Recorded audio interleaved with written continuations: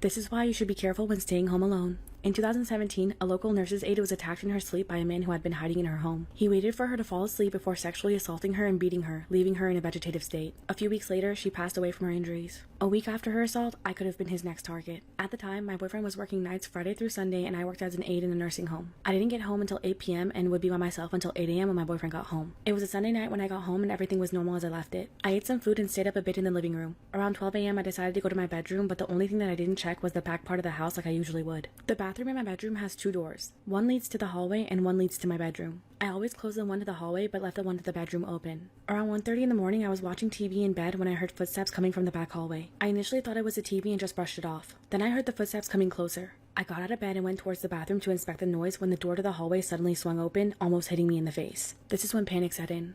Part 2 of why you should be careful when staying home alone. When the door swung open, I immediately punched it out of pure physical instinct. The door slammed shut again. At this point, I knew someone was in the house with me. I ran to my bed and was so panicked that I grabbed my phone and called the first person in my recent calls list. It was my boyfriend's mother. I shakingly told her what was going on and she quickly called the police for me while staying on the line. A couple minutes went by when the footsteps approached my bedroom door again and I could almost sense their hand on the doorknob. Suddenly, the police knocked on my window and the front door. Then I heard footsteps running and the back door slam. Luckily, I lived close by to the station and there was already a unit nearby, so they got there within a couple minutes. When the police did their investigations, they found that the back door's lock had been picked. The lock on that door was actually meant for an interior lock that the previous owners had installed in order to get inside in cases of emergencies. They said that this person had been waiting in the back bedroom and waited for me to go to sleep before making their move. They also said they were almost certain that it was related to the nurse's aide who was attacked a week prior. This person watched my routine and knew that I would be home alone. I'm thankful that I'm safe, but it scares me to think what would have happened if I was actually sleeping that night. Unfortunately, the person was never caught. This is why karma has no deadline. I'm a middle school dropout and I became a depressed shut-in from the age of 14 to 20. When I was 20 years old, I got a dog who completely helped me turn my life around. I named him Sherlock, and because of him, I started going outside more to take him on walks. Then I got my GED and started going to college with the intent of giving him a better life. I was 24 and living at home with my brother and my father. Around this time, my brother got a girlfriend. A week into their relationship, Sherlock bit her ankle. It didn't break skin or do serious damage, but everything went downhill because of this. My brother and his girlfriend plotted to kill my dog and throw his body into the river. However, my brother couldn't bring himself to do it and told me everything, followed by breaking up with his girlfriend. A week later, she was kicked out from her residence and my brother ran to her rescue. After they got back together, she would call me using his phone to threaten and scare me into thinking that she would murder Sherlock. I put Sherlock in a training class to sort out his biting issues and he made major improvements. I was stressed and always kept him locked in my room while I was at work for fear of my brother getting to him. I told my brother that I was actively looking for an apartment and would be moving out soon. However, one day when I came home from work, Sherlock was gone and so was my brother.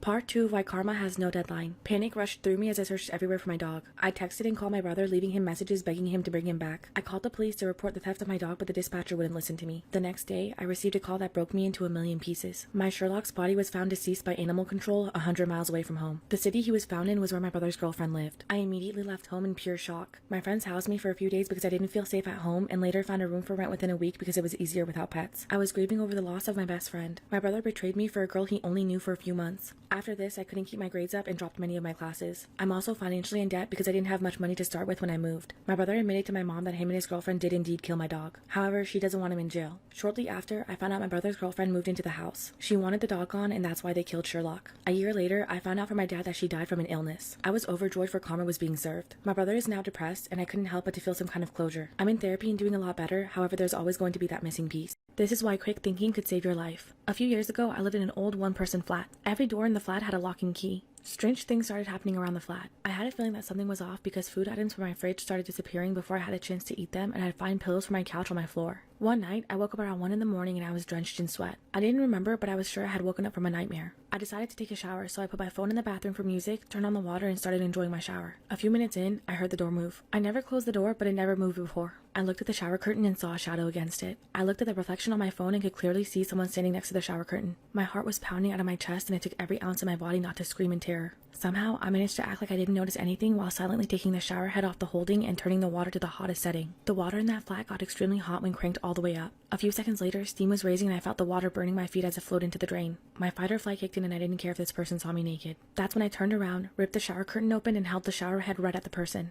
It only gets crazier from here. Part 2 of why quick thinking could save your life. When I sprayed the hot water from the shower head on the person, I immediately noticed it was a woman. She screamed in pain when the scalding water met her skin. I whacked her in the face with the shower head and jumped out of the shower. I ran to the door, taking the key out of the lock and locking it behind me so that she couldn't get out. A little while later, she started to bang on the door, but thankfully the door didn't give. I ran to the kitchen and called the police on my landline phone while simultaneously grabbing a large knife just for safety. I felt like my throat was closing up when I saw that it was missing and realized there was only one place that it could possibly be. Luckily, the police got there and arrested the woman who turned out to have been the former person living in the flat. She was evicted for not paying her rent for 3 months. Apparently, she made a copy of the key and came into the flat when I was at work and sometimes at night when I was asleep. It's possibly what woke me up in the first place that night, but I don't even want to think about it. After the police apprehended her, I found the knife in the bathroom. She had brought it into the bathroom with her, and either the police disarmed her or she dropped it herself at some point. All I found out later from the police was that she wasn't right in the head. Ever since this incident, I always insist that the locks are changed whenever I move into a new place.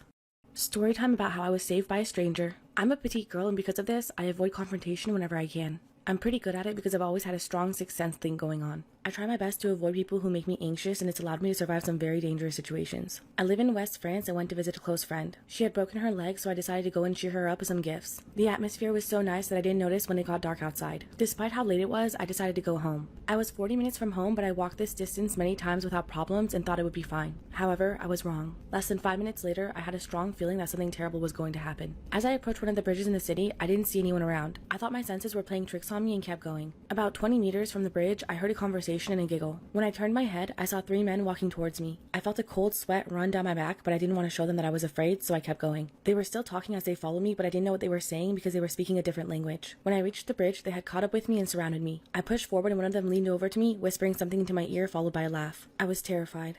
Part 2 of how I was saved by a stranger. The 3 men were 6 feet tall and surrounding me as I walked on the bridge. They started making animal noises, howling, growling, whistling, and kissing the air loudly. They did all of this extremely close to my face. I had nowhere to escape to because I was on the bridge and would kill myself if I jumped into the water. The 2 minutes across the bridge felt like an eternity to me. When we got to the end of the bridge, I was sweaty, close to tears, and felt like puking. I was shaking, which only amused them more. That's when a miracle happened. Someone loudly called my name. I looked up to see a tall, older man approaching us. I had no idea who he was or how he knew my name, but it didn't matter because I felt like he was my guardian angel. He was staring furiously at the strangers and they fell silent. He asked them what they were doing to his girlfriend, then stretched out his hand to me, never taking his eyes off of them. I grabbed his hand and nestled his shoulder. My heart was beating fast and loud, but I was so thankful. I thought the 3 men would attack him, but they didn't. I almost heard their teeth grinding as they muttered something. Shortly after, I broke down in tears. He walked me home and told me he was walking near the bridge when he saw everything go down. I asked him how he knew my name and he looked surprised, then smiled. He said he didn't and he just picked a popular name. He dropped me off and we parted ways, but I'll always be thankful to him.